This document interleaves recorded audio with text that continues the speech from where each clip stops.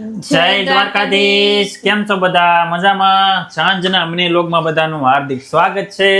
આજે બીજ છે તો બધાને જય રામાપીર કોમેન્ટમાં બધા લખી દેજો.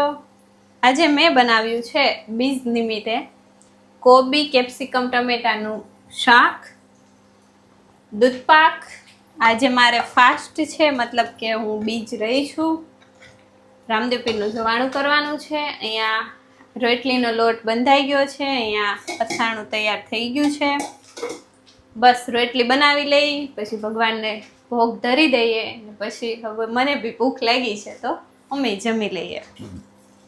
જો તમને બતાવું, આ લીડલના લોટની રોટલી છે. બધા કે મેંદો છે, અહીંયા બધે વાઇઝન મેલ જ લખેલું આવે બધાય લોટમાં. તમે ટેન્શન લેતા નહીં, મેંદાની રોટલીમાં ફેર તો હોય જ ને ભાઈ. લોટમાં ફેર હોય. હા. લોટ આમ મેંદાનો છે ને ચીકણો થઈ જાય ને. ચીકણો ને આમ તૂટે નહીં. આ અસલી રોટલી લોટ જ છે. કોણે કોમેન્ટ કરી તો ખબર નથી મને.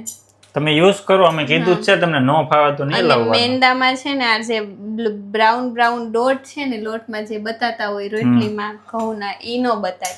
જો હોય વ્હાઈટ જ થાય. દડો થાય ને તો જ બકે. ફૂલી ગઈ ને આખી, ફૂલે છે. ફૂલી જ જાય. રોટલીનો આનો કલર છે ને બ્રાઉન થાય છે, અને જો મેંદો હોય ને તો વ્હાઈટ રહે. એટલે આ મેંદો નથી. તો જેને બેઝી ડાઉટ હોય કે આ મેંદો છે તો એ કાઢી નાખો ડાઉટ અને લઈ આવો આ લોટ.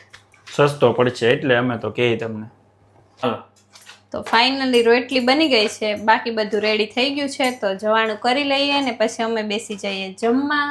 મળીએ નેક્સ્ટ વિડીયોમાં. જય દ્વારકાધીશ. જય રામાપીર.